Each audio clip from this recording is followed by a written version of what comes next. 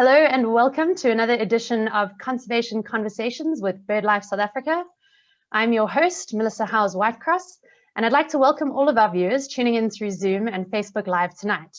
As always, you can communicate with us through the Zoom chat room, and you can ask your questions to Albert throughout our webinar using the Q&A box or the comment feeds. Our speakers will answer these questions at the end of the webinar. If you've been enjoying these conservation conversations, why not let us know via our social media channels? You can use the hashtag #conservationconversations. All of our previous webinars are available to watch on BirdLife South Africa's YouTube channel, or you can listen to them on our podcast channel, which is available on all major streaming services. Now, making these webinars is not free, so a huge thank you to the many individuals who have scanned the Cricut QR code or sent us donations via the website link. Your contributions continue to help us to keep these webinars free for all to learn and enjoy. So a big thank you from all of us at Conservation Conversations. Be sure to order your BirdLife South Africa calendars for 2021. To find out more, all you have to do is visit our BirdLife South Africa website and click the calendars tab. Now, October promises to give the winner of the Jacana Media competition an exciting opportunity to win some incredible bird-themed titles. The competition is unfortunately only open to our South African-based viewers, and you can enter via the Conservation Conversations website under the competitions link. Now, tonight we welcome Albert Froneman to our screens, and I'm sure many of you have enjoyed Albert's fantastic photographs over the years, which he has generously donated to BirdLife South Africa to use in our many ad campaigns, magazines, and marketing materials. In addition to being a phenomenal photographer, Albert also holds an MSc in conservation biology and works as an ornithological consultant, assessing the impacts of developments on birds across Southern Africa. And I'm sure those of you who tuned into Samantha Ralston-Payton's talk many weeks ago at the beginning of this series will know all about the importance of having good EIA consultants out there, and Albert is certainly one of our good ones. Albert's a great friend to BirdLife South Africa, and we are thrilled to have him here tonight to take us on this absolutely epic journey westward to the rolling dunes of the Kalahari. So Albert, it's over to you. A big welcome, and thank you so much for giving up your Tuesday night to join us. Thank you, Melissa. I just want to, let's see, get the screen sharing going here. No problem. Let's get that going. Does that look good? Can you see? It's all great. Can see. Let's just get your video on. All right. I've lost something here that I think I need. Sorry, just getting the technology going. All right, it's all good. All right, good. Thank you for the opportunity. And folks, I'm going to share a very passionate place with you this evening, the Kgalagadi and its birds. The Kgalagadi is home to about 300 species of birds. Only 80 or 90 of them are really resident. It's a very arid landscape that's wedged between, in the Northern Cape province of South Africa, wedged between Namibia and Botswana, forms part of the larger Transfontier Park that is about 3.7 million hectares, and it's also an important bird area. But for me as a wildlife photographer, a bird photographer, it's really an amazing place to visit and look at the birds, look at all the interaction of the raptors. This is one of my most memorable occasions there, to see two sub-adult lanners interacting. And I've been visiting the Kgalagadi since about 1986. That was a very dry year that I first visited the area, and then it took about 10 years before I went back, and ever since I've been going back every year, and it really is an amazing place. It really is the best place for birds of prey, and the martial eagle is certainly one of my favorite birds in the Kgalagadi. And there's about 52 species of raptors in the park, and it really is an amazing place for birds of prey just to watch them. As I say, this martial eagle is certainly one of my favorite species in the park. It's not only birds, it's also mammals. They are very well presented. A lot of people flock to the park to see the Kgalagadi lions, the leopards, but for me it's really about birds. And it's not just the big raptors, it's small spectacular, interesting birds like this little swallowtail bee-eater that we see over here as you're slowly driving along and encounter these real little jewels in the bush. It's amazing to see them. It's also a magical place for landscapes, not just birds and mammals. Always have your landscape lens ready in the early mornings, late afternoon, when the sun is setting. Really a spectacular place for landscapes as well. So always be ready, and more so in the summer season as well. It's exceptionally hot, yes, but still a magic place. The spectacle of the sandgrouse visiting all the water holes in the mid to early morning is really something not to be missed. These birds fly up to 80 kilometers to the artificial water points in the parks or puddles that collect after the rain, and it really is amazing just to sit and watch them as they come in to drink. And of course, the birds of prey are there. The lanner falcons, master hunters around the waterholes. This is a youngster in training, so he was flying a little bit slower for me so I could grab the shot. It's certainly not an easy bird to photograph in flight, but it's always a challenge to try and go back and improve on what you have photographed there already. The Kgalagadi Dyneveld, which is characterized by camelthorn trees, three-thorn shrubs, and bushman grass, is really characteristic of the landscape of the Kgalagadi. High dunes, low dunes form part of most of the landscape, and then these two dry riverbeds, the Nosop River on the eastern side and the Aob River on the southwest, which is really a concentration where a lot of birds can be found. And the roads in the park also follow these riverbeds primarily. So I thought of how to approach the presentation this evening, and thought, let's take a very simplistic view for someone. I saw there were some people in the chat saying earlier they've not visited the Kgalagadi before. So I thought, well, let's look at a very simplistic way of how, for me as a bird or a wildlife photographer, look at the Kgalagadi. Where am I going to find the different birds? How am I going to go about compartmentalizing my visit when I go there? First of all, these two riverbeds, the Aob and the Nosop, the roads follow them, so it's certainly one of the primary areas. Along the riverbeds, there are waterholes, artificial watering points that attract a lot of birds and wildlife.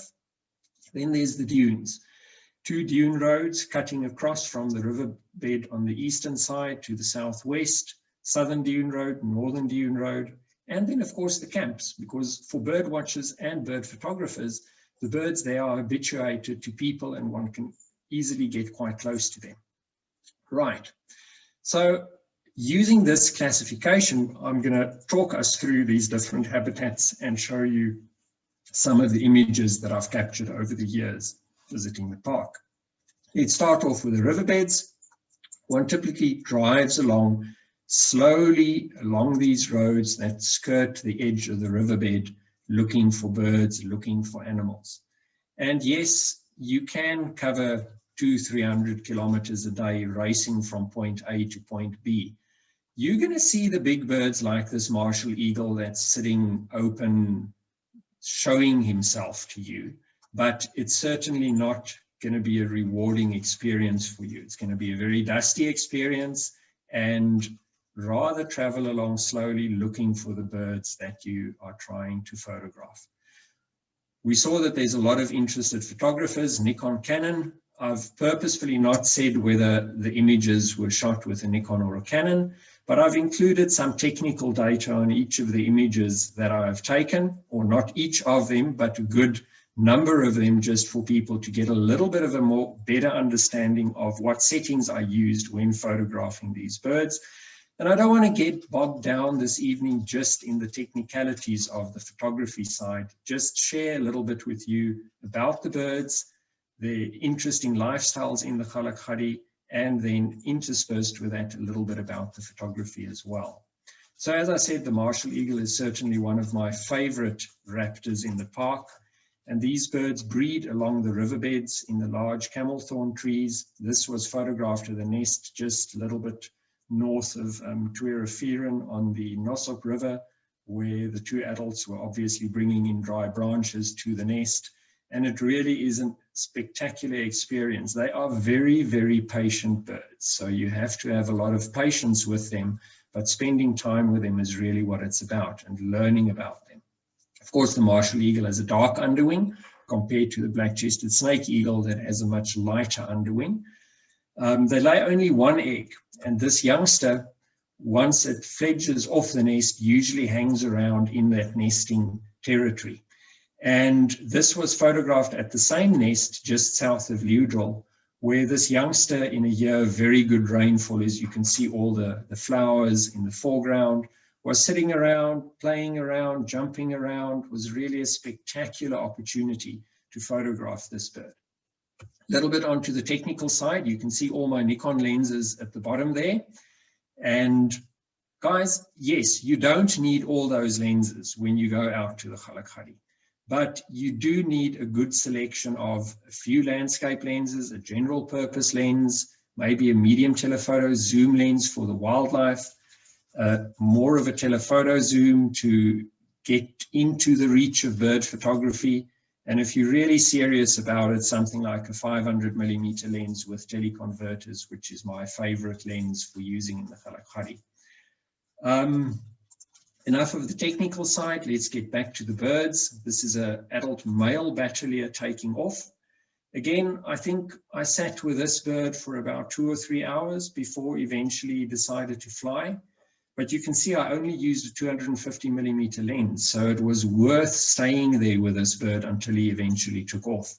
Because really got some amazing shots as he jumped off the branch. Fast shutter speed to freeze the movement of those wings. The young bateleurs, of course, are brown in coloration, and it takes about 4 molts over a period of 6 to 7 years for these birds to reach that beautiful adult plumage. I spoke earlier about the black-chested snake eagles. They, of course, have a very interesting hunting behavior where they kind of kite hover over the dunes, and seen often during the midday as they hunt over the dunes, as you may be crossing over from the one riverbed to the other, or in the early mornings perched in the tall trees along the edges of the riverbeds, where they again present good opportunities to photograph them. Another one of the big raptors in the park, the tawny eagle, certainly one of the most impressive birds as well. Again, often you find them, especially in winter, sunning themselves in the dry trees or the camelthorn trees along the riverbeds. This is also where they nest. So spend time with them. As you could be lucky enough to find a pair of birds that are busy building a nest, it's really a good way to then sit and watch these birds bringing in twigs to the nest, interacting, flying off, picking up branches. Sometimes they often go back to the same area to pick up more branches. So it's always good to then stay there, spend the time, go back the next day. At least you know there's some action happening. Here we see an adult tawny interacting with a sub-adult black-chested snake eagle. Try and tell a story with your photographs, not just the same old bird sitting there. At least they've got to be doing something, like this pale-chanting goshawk. Very common bird in the park, although sometimes you go there and they're just obvious in their absence. A lot of birds are nomadic depending on food supply. Typically the pale chanters hunt from a perch, they swoop down, and it's very interesting that they often also follow other predators around. They will, for example, follow the honey badgers and slender mongooses. They'll even follow Cape cobras as they go down into the rodent burrows, as rodents or small lizards, geckos dart out of the holes where the other predators dig around. The goshawk is there to grab these prey items. The sub-adults, of course, dull brown in coloration, very long, non-feathered legs. 700mm lens, that's of course my 500mm plus a 1.4 converter that I use. Always fast shutter speeds, you'll see that throughout. A 1/2500th of a second to freeze the movement of a largest bird in flight. We'll see later on using much faster shutter speeds for smaller birds. And of course, it's not only birds. Antelope, the springbok here in the riverbed, Just after some of the first rains, it looks like a green lawn in the riverbed. And of course, the antelope are followed by the predators. Here, leopard that had just killed a young springbok. And back to the birds, the vultures, of course, follow the predators around and again provide some excellent opportunities for us to photograph them. If you're looking at vultures around a kill, it can be a very busy affair. So rather use a stronger lens to zoom in or to crop out some of the action around where the birds are feeding. A very dusty scene over here, but it really puts us at the coal face of where that squabbling and interacting of the vultures are happening. 500mm lens here with f-stop of 7.1. And again, the vultures also breed along the riverbeds, quite a good number of birds breeding in the park, especially in the larger trees closer to Mata. Again, can be very entertaining if you find a pair that's busy nest building, usually early on in the winter season, and the birds go and pick up branches, fly into the nest. And at least from a photographic point of view, you get chances over and over to try until you get that really nice wing posture of the birds as they fly in. Another one of the impressive vulture species in the park is the lappet-faced vulture. Here, this chap was quite far away from me. You can see with a 700mm lens getting a full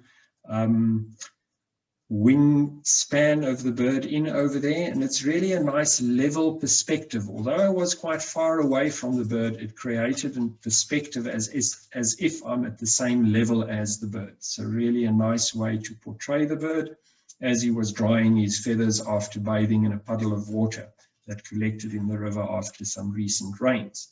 Now, how do I go about driving around in the Kgalagadi? Do I have a beanbag on my window that I rest the camera on? No, I just stick a pool noodle on the window.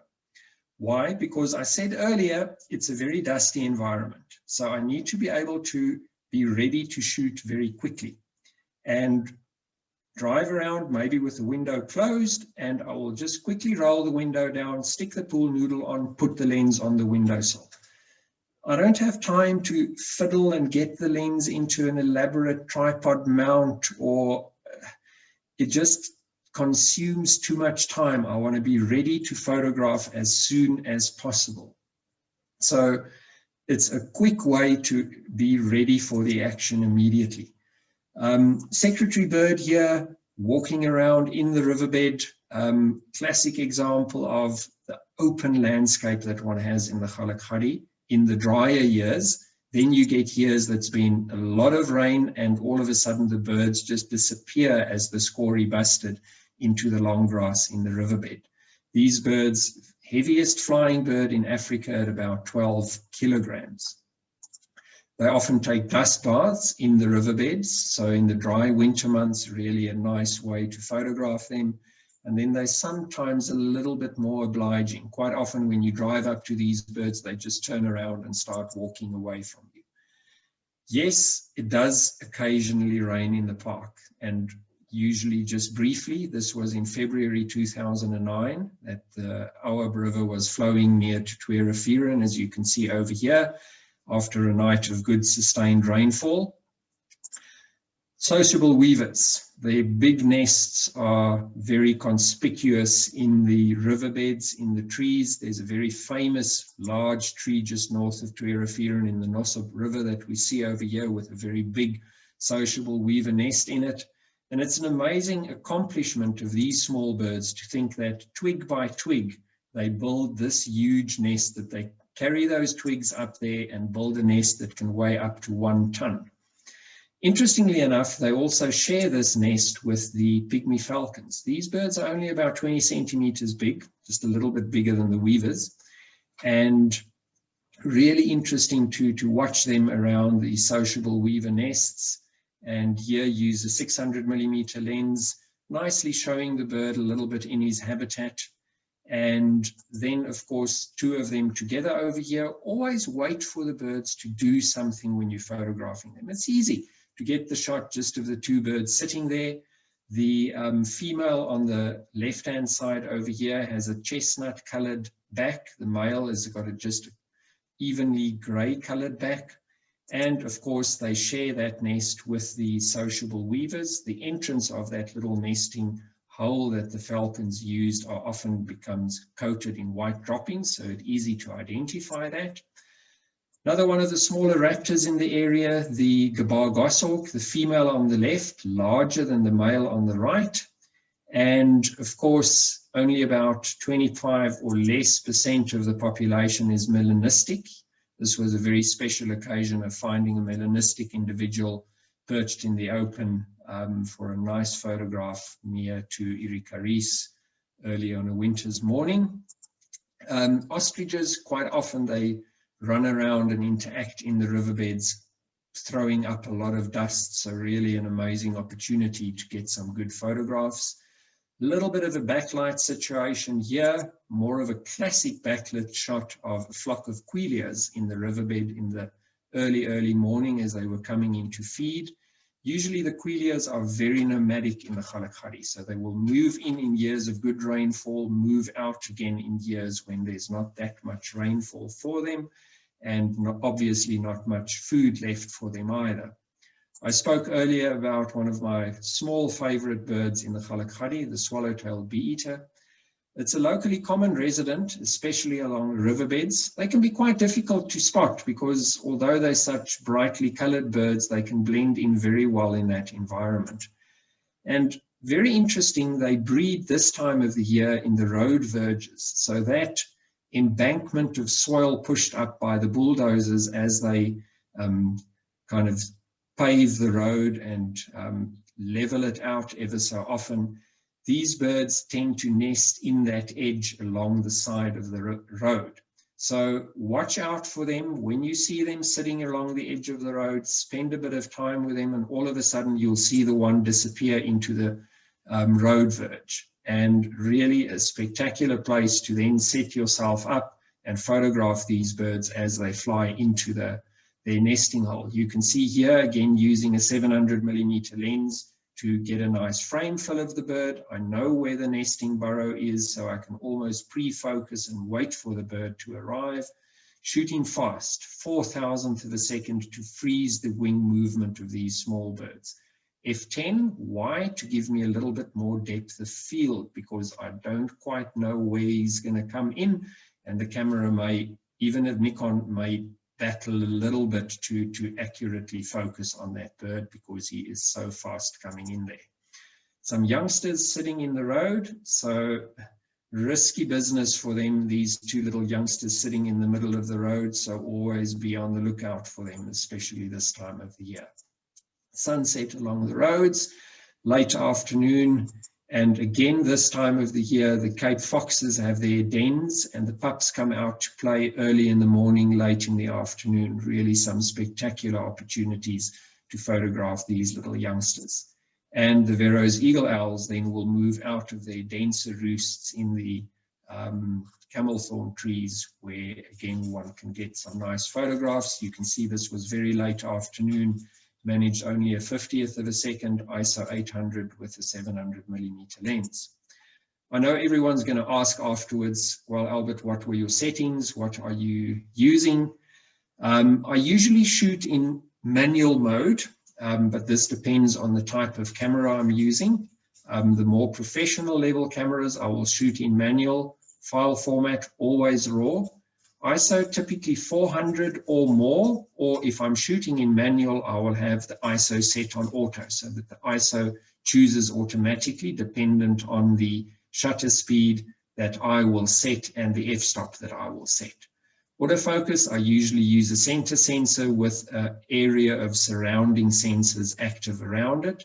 Follow focus, so that the camera will continuously adjust and follow that bird flying in, like it did here with the turtle dove on the right-hand side. High-speed continuous frame rate. On the back of my camera, I always want to see an exposure histogram, and I want to see where I have overexposed so that I can know that I'm not overexposing too much, that I can correct it afterwards.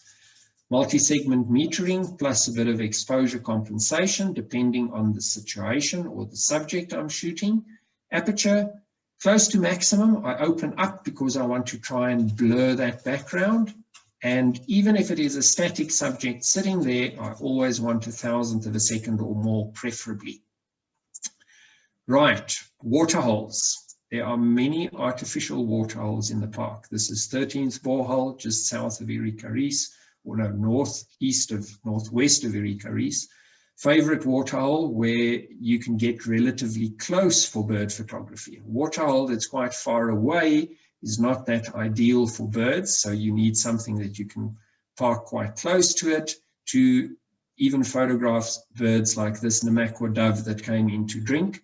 It's usually a bit chaotic when all the birds come in to drink, and birds tend to land on top of each other, next to each other, and it's that chaos that then draws in the birds of prey that come and try and grab something.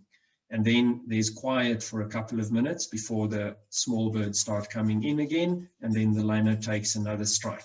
This, of course, is a sub-adult pale-chanting goshawk.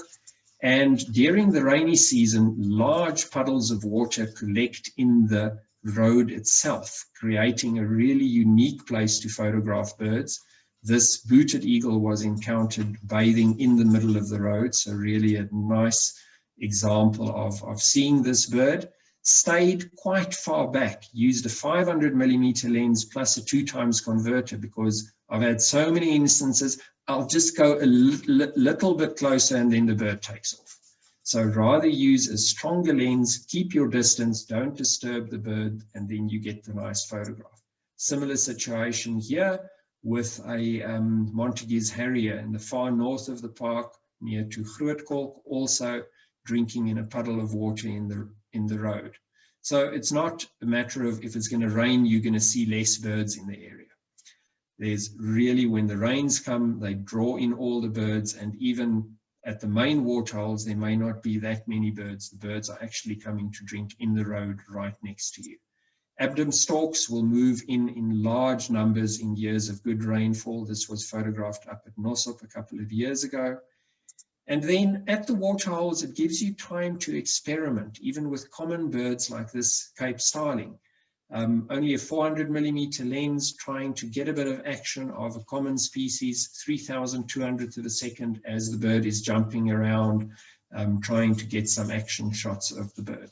Experiment with your settings when you're there. Different autofocus area options. When you're photographing a bird that's sitting still, use a single point that you have precise control over where the camera will focus. For general shooting of birds in flight, like this pale-chanting goshawk over here, use a single point with some surrounding sensors. Depending on your camera make, your camera model, and the different settings you can choose from, use a single point with fewer points around it.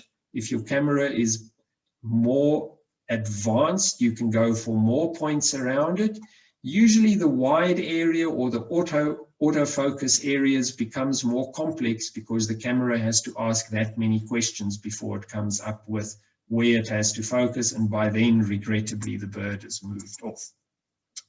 Small birds, here we have a bunch of scaly feathered finches, and even at f10, the chap in the background is slightly out of focus. You would have had to use something like f22 to try and get him in focus, and then the background will start becoming distracting as well. These small birds take their chances at the waterholes because they watch closely by birds like this red-necked falcon that will hunt with fast aerial strikes, very agile flyer, and they often hunt in association with their partner. Two of them will hunt together, and often a pair of red-necked falcons will hunt in association with gabar goshawks as well. Again, fast shutter speed as this chap was taking off, used a higher f-stop because there's no distracting background that I need to worry about.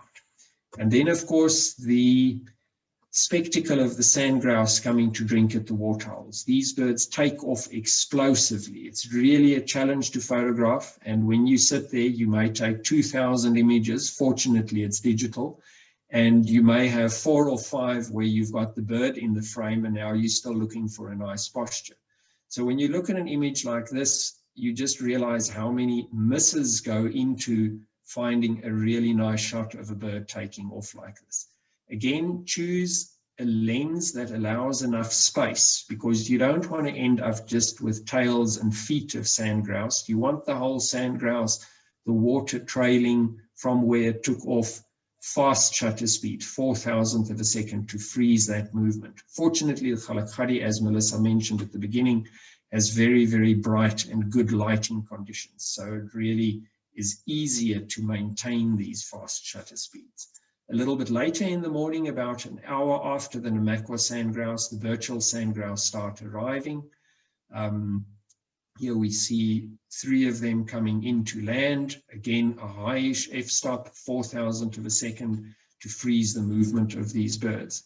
And then here's a male bird doing his duty of gathering water in his belly feathers for the chicks in the dunes.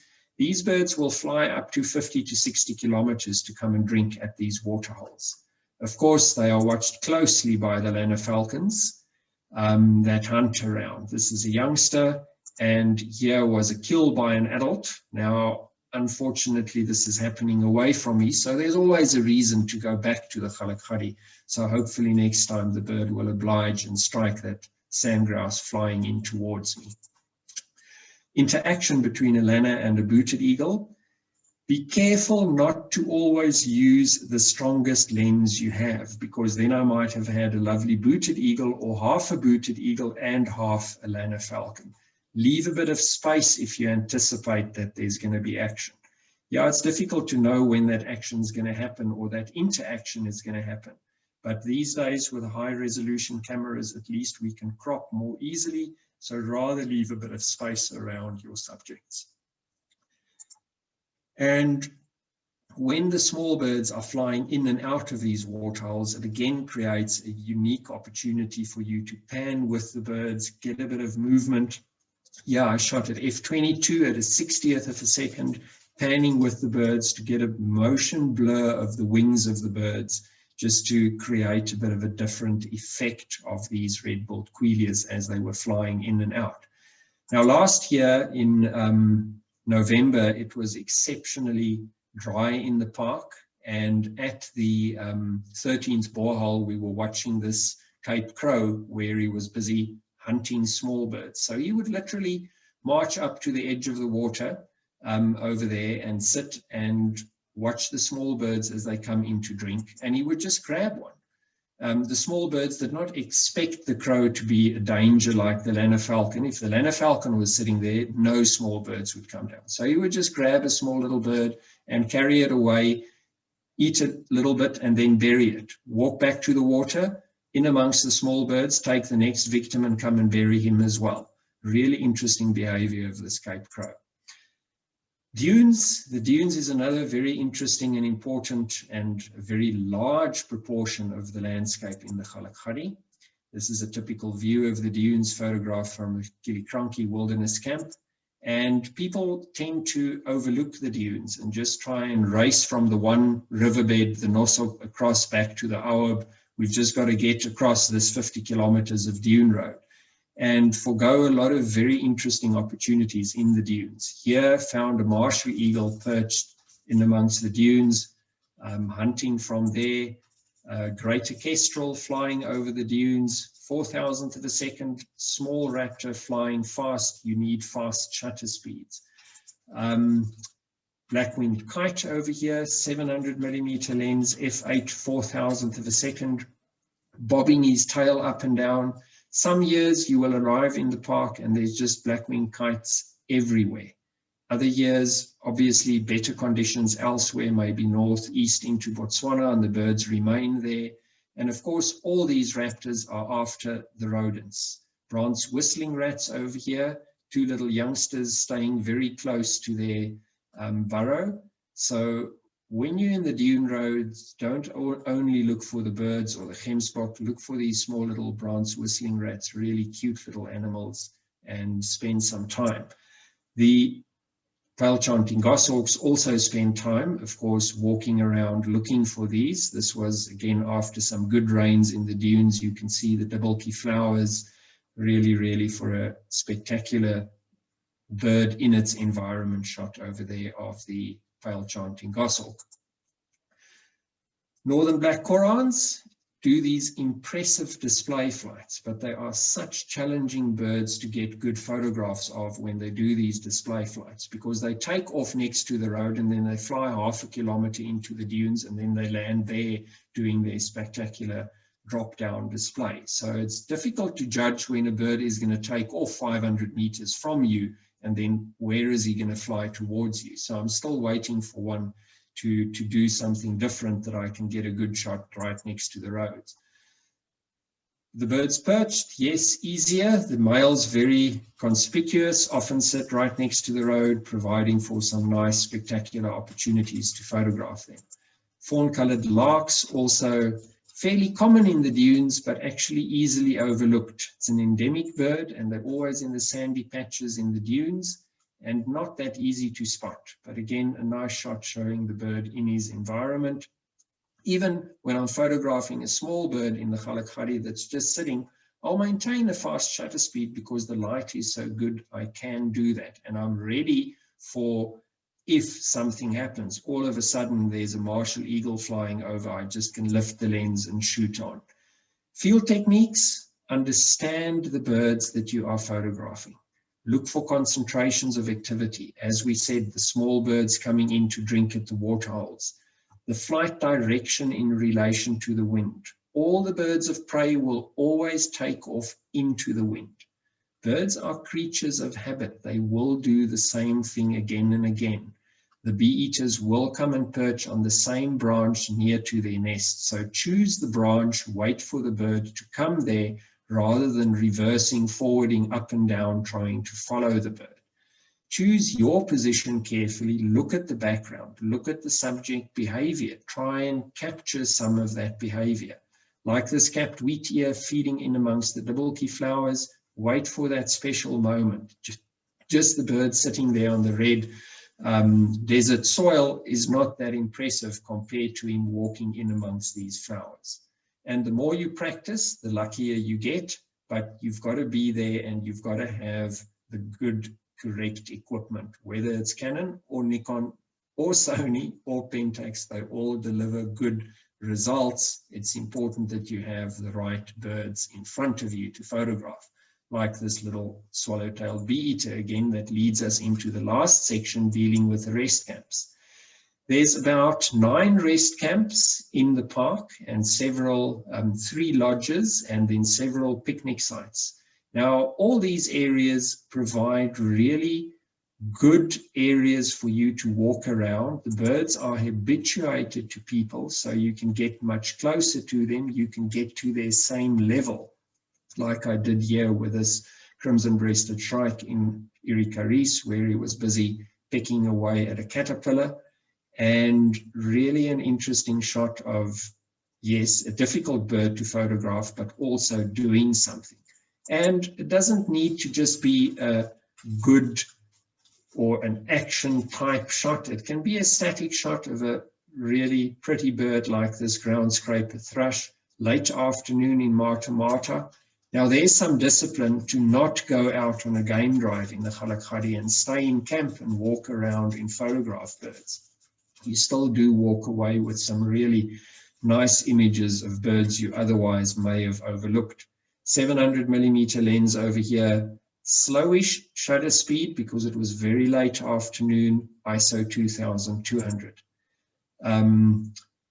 Red-eyed bulbul over here, again in the rest camps. This was in Tweerafiran, 700mm, 0.002 of a second to maintain a fast shutter speed, eliminate my movement of hand holding my heavy 500mm lens, and also encountered a short-toed rock thrush in Tweerafiran, the whitish forehead. Next up, one of my favorite rest camps in the park, Irikaris, and we often take photographic safaris there. Really an amazing place to spend a couple of days. You've got the whole area to yourself in the early morning, and this yellow-billed hornbill photographed in camp over there. Really amazing to just be able to walk around where you park the cars and get close to the birds in that area. Some interaction between fork-tailed drongos over here. This one really putting up quite a bit of a a voice for his colleague that was perched higher up just above him. Even a 1000mm lens. This was on a tripod, of course, to keep that heavy lens steady.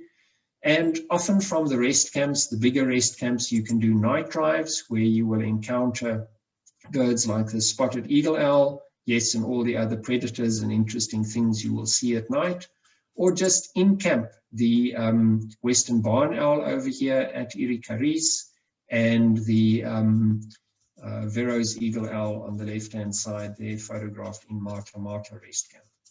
If you want to learn more about bird photography, we do tutored safaris where we take people out to teach people more about bird photography and how we go about capturing these spectacular images. My wife Mariki and myself, we've got a trip lined up just a bit later this year, 6 to 9 November, to Ndlovu River Lodge. I know that's not the Kgalagadi, but it's in the Limpopo province, so if you are interested, visit our website, follow us on Facebook or on Instagram. We're going to the Zambezi River next year in 2021, and we offer private tuition on whether it be photographing birds or processing your images. So get in contact with us and we can help you in that regard.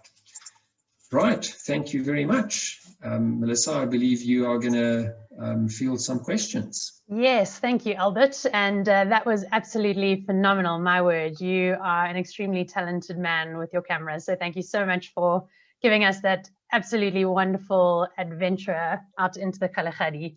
Albert, before we get into questions, we had our very contentious poll before we started this webinar, an unofficial poll.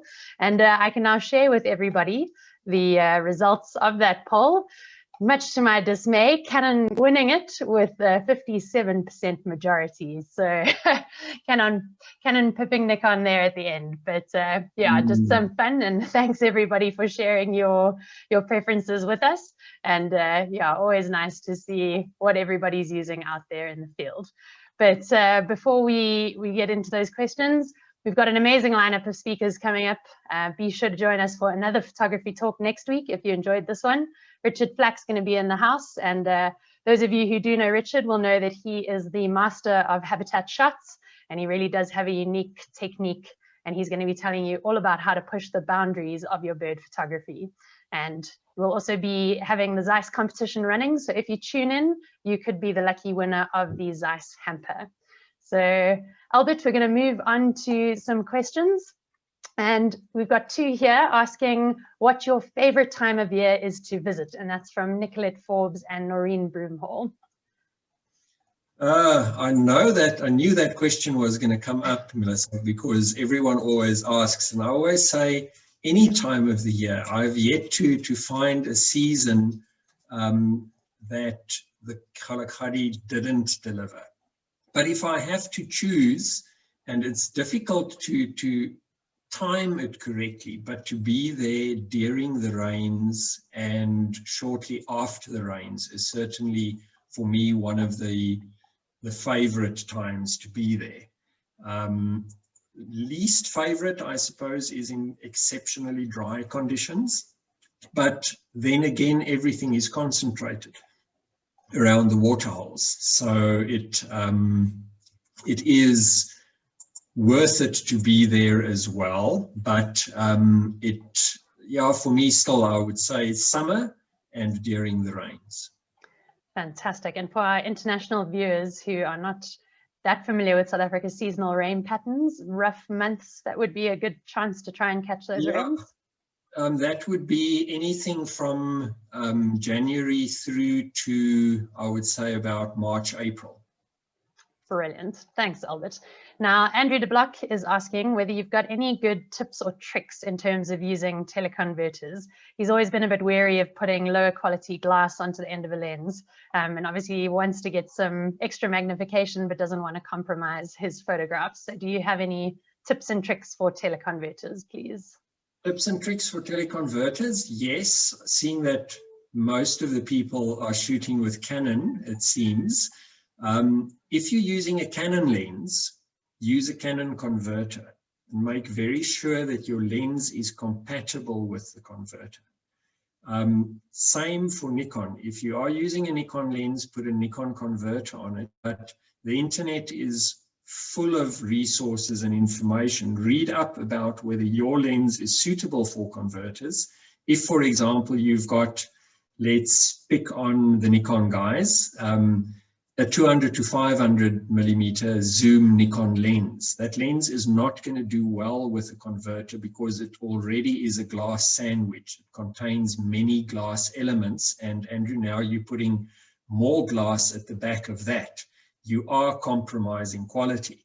If you're using a 300 millimeter f4 lens, that's a fixed lens, you can easily add a 1.4 converter onto that to take that up to a 420. If you're taking that 300 f4 and put a 2x converter to try and get to 600, you're compromising quality and you are losing out on light coming into your lens. So that's maybe not a good way to do it. And again, if you do have a Sigma lens that you are using on a Canon camera, rather buy a Sigma converter for your Sigma lens. Don't say, well, I'll so long buy the Canon converter for when I'm going to one day convince my bank account manager to buy the Canon lens. Rather use a Sigma converter on a Sigma lens if your Sigma lens is capable of handling that converter as well. Thanks, Albert. That's some excellent advice there. And one follow-up one to that, you mentioned lighting. Andrew's asking if you have any tips for effective but responsible night lighting. So, for example, there's some great owls in the Kalahari. You obviously don't want to cause them any harm. How does one go about getting that light right in those dark conditions?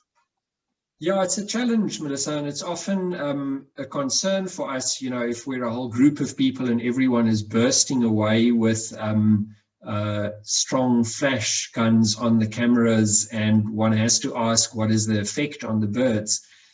Quite often I've used LED lights just to light up the birds, and again with the advances of high ISO shooting, one can get away with shooting at 3,000 or 4,000 ISO with an LED light on the bird, and I just find that that is maybe less intrusive because it's not that excessive pulse of light that happens from 4 photographers. It's a continuous glow of light. So I've used that recently with very good results. In fact, the Western barn owl photograph that I showed earlier was just with an LED torch on the bird instead of pulsing flash guns from the camera into the bird's eyes.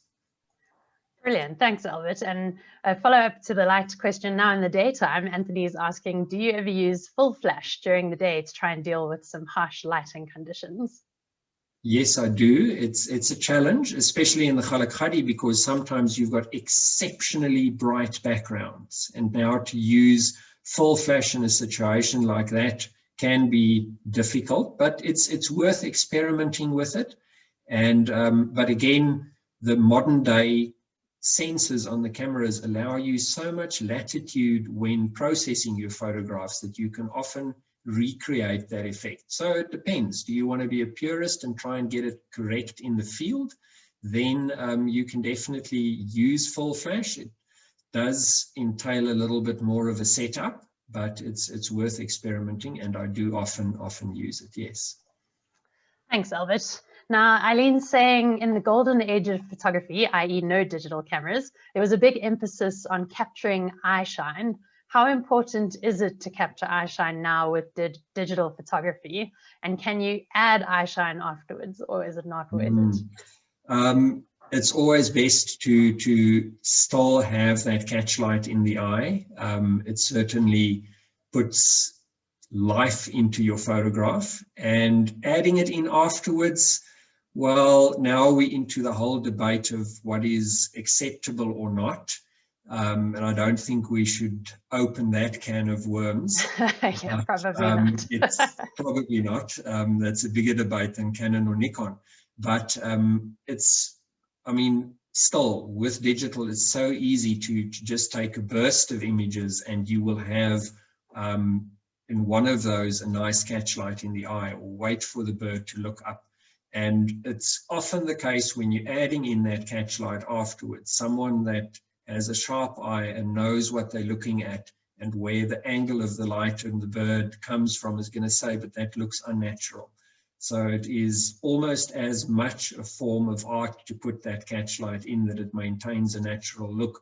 And I think it's just that much easier to get it right in the field. I mean, where do you want to be? Behind your computer, like we've all been for 5 months during lockdown, or do you want to be out in the field behind your camera photographing birds? I'd much rather vote for behind my camera in the field. Yeah, I'm absolutely with you there, and definitely think with our digital cameras that allow us just to shoot unending images. You obviously have to go back then and delete all of the other ones, but it definitely helps in capturing that perfect moment. Now, we've got a question here from Jeff, and I'm going to ask you just to explain where both of these places are, but he's saying Grootkolk or Kgalagadi. Which one is your preference? Grootkolk is my preference. It's along the riverbed, and because it's closer to getting to the different waterholes and things, so I prefer Grootkolk. And these two places are two camps in the far north of the Kgalagadi, near to Union's End, and that essentially is where Namibia, Botswana, and South Africa join, right at that small, narrow little tip at the top of the Kgalagadi. Awesome, thanks, Albert. I've unfortunately never made it all the way to that part of the park. I'm going to have to try and get up there. We've got yeah, definitely, I'm sure. We've got a question here from Jayesh, and he's asking, how far are you typically from your subjects when you're getting those 700mm shots? Most of the pictures you've shown tonight, did you crop them or are they full resolution? Most of them have a little bit of cropping. Some of them, depending on the camera model and resolution of the sensor of the camera model, may have been cropped more aggressively. But typically I would say, and I suppose again it's important to say how big the subject is. If you're looking at an ostrich, it can be pretty far away from you if you're shooting with a 700mm lens. But the smaller birds, I mean, you still have to get relatively close to them. You know, anything 10 to 20 meters is already, you know, for a smallish bird quite far. So something like a scaly feathered finch, you want to be 5 to 10 meters away from it. And then still I'd maybe opt rather for a 1000mm lens. That's a 2 times converter on my 500. Whereas with a bird of prey, eagle up in the tree, 30 to 50 meters, beyond 50 meters, you are, you know, edging into an issue, especially in the Kgalagadi in summer with heat heights, where people get soft photographs and it's just as a result of the heat haze of the images. You should not, and people are going to ask, well, what do you do about heat haze? I wait for the next morning when there's no heat haze. There's nothing you can do about it. Or you can photograph birds high up in the trees or flying over where there will be less heat haze. Absolutely, yeah. Nature, unfortunately, we can only bend around her rules. But Lorraine is asking, you had particularly high ISOs on some of your photos when it was sunny, and she's asking why your ISO wasn't lower in those conditions. It may have been because I was purposefully trying to get a very high shutter speed, and that necessitated the high ISOs. And that's why I shoot Nikon, because I can shoot at that high ISOs. I had to get that in somewhere. Yes. Fantastic. And we got a question here from Pete Wright. He's saying, Kalahari used to be notorious for the worst roads in existence. Have these improved? And is the reserve experience one that you'd recommend compared to other wonderful reserves in South Africa with respect to birding? I should think carefully how I answer this, because I can say no, the roads have not improved, because they haven't, and hopefully there will be less people. But certainly it's comparing to other reserves, it ranks right up there. It's a special experience. There are times, I have to admit, that the roads can be very, very challenging. Certainly doesn't require a 4x4 vehicle, but it's just a matter of that the roads can become exceptionally corrugated. and in a normal sedan vehicle, you will shake to bits. So a 2x4 or a 4x4 that has better suspension to handle that corrugation is the way to go. But yes, the roads are occasionally a challenge, sometimes a little bit sandy, but that doesn't detract from the experience in my point of view. Absolutely, and I don't think we'll do a poll on what people's vehicle preferences are. We might start a few arguments in the chat room. Great, thank you, Albert. You showed us your pool noodle, and we've got a question here from Ed asking about image stabilization and what you're mostly using besides that pool noodle on some of your shots. I shoot fast. I shoot at high shutter speeds, so then image stabilization becomes less of an issue, because if I can maintain a 2000 or 2,500th of a second, do I really need an image stabilizer on my lens? Most probably not. But in situations where I am forced to shoot slower at night or in very low conditions, I will always have the image stabilizer on in the lens. There are different modes. I'm not going to get into the technical detail between Canon or Nikon, but if you are following a subject, there's a mode that you can choose where the lens will, or the image stabilization will cater for that. Or if you know you're photographing that Vero's eagle owl that's not moving, sitting still in the tree, you will choose an appropriate mode that deals with that on your image stabilizer. So there's a place for it, but I tend to not use it often because I shoot very fast. That doesn't mean I will necessarily switch it off on my lens, because I'm going to forget to switch it on when I really need it. For sure. And now we've got a question about bridge cameras like the Nikon P900. Obviously, they're great for getting like ID shots and quick, if you need a nice lightweight camera to carry around with you. Have you used bridge cameras much at all? Do you dabble in the bridge camera, or are you a DSLR man? I'm a DSLR man. I've got enough lenses and cameras to carry around, but I certainly agree with what you've said, Melissa. There's a place for them in terms of carrying something light around if you don't want to lug your big 500 big DSLR body around. And I have seen some very, very good results from them. So it's certainly not, something you should not consider as a bird watcher to carry around with you. But for the real top quality stuff, I still prefer my DSLR with my big lens on it. Yeah, I'm with you. I ditched my Canon PowerShot many years ago, but they do have their place. Yes. Yeah. No, they do still have their place, absolutely. And if you're not aiming for those high quality magazine shots, you can still get some pretty beautiful pictures with those bridge cameras. And they're getting better and better every year. It's amazing to see the technology develop. Now, Ted's asking what the main reasons are for shooting in RAW. So if you could offer some advice on that front, please, yes. Albert. Shooting in RAW gives you the ability to process that much more out of your image. So it's almost like taking a old box brownie camera and printing the image there would be my equivalent of, shooting in JPEG. You want the RAW file so that you can come back and correct some of the exposure errors that you may have made in the field. And to, for example, just add in some light on the underwing of a bird, or to lighten up a shadow area. So the capabilities that you have when you're working with a RAW file is just so much better and so much more. Yes, I know it fills up your memory card quicker, it fills up your computer, but storage space is relatively cheap compared to the cost of the lenses and the cameras and the opportunity cost to be there.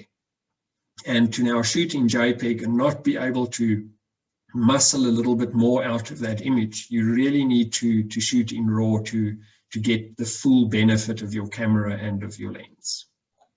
Definitely, and I think we're going to have to bring you back here for that post-processing aspect of photography, because I think that's a whole beast in and of itself. Once you've got those photos, getting behind your computer and really working them, as you say. Now, I'm not going to keep you too much longer, Albert. I think we've had a great session tonight. So I'd like us to end on this one. We've got 2 questions talking about mirrorless cameras. And have you had much experience with these new cameras coming onto the market? And what do you think about them? I haven't had much first-hand experience. Certainly, I have played around with some of the Nikon models, and I think in a couple of years' time, they are going to be very, very strong contenders, and we may well all be shooting mirrorless in a couple of years. But at the moment, in terms of action-orientated, being ready to shoot immediately, I think the current DSLR complement of top-range cameras are still the best. Mirrorless is definitely advancing very quickly. Some of the top-end Canon models and Sony models are very attractive, what they can offer, but they still have some shortcomings in my view. I'm not going to go into too much detail there, but again, there's some very enticing options that are being mentioned of what may be coming in the next year or 2. So it may change the whole way at which we look at things. But, you know, you've got to ask yourself, are you satisfied with what you are able to get now? And is it worth spending that much extra on new cameras, new lenses? Because both Nikon and Canon are, of course, changing their lens mount. Yes, there's adapters to adapt your old lenses, but eventually you're going to want to move to the new lenses. So there comes a whole new negotiation with the third bond on the house and the bank manager and all these kind of things to move to mirrorless. So not yet there, in my opinion, but certainly something to watch very closely over the next year or 2. I'm going to have to start saving. Albert, thank you so much. This has really been a fantastic, fantastic webinar. Your images are unbelievably spectacular. So thank you for bringing them and telling us all about the Kgalagadi. I think there are going to be streams of tourists heading over there after your talk. So a huge thank you from me for joining us on Conservation Conversations. And I'd like to wish everybody a good night. Keep your eyes on the skies and keep enjoying those birds. And I will see you back here, same time, same place next week. Good night, everyone. And thank you, Albert. Pleasure. Hope everyone enjoyed. Thank you. Super. Good night.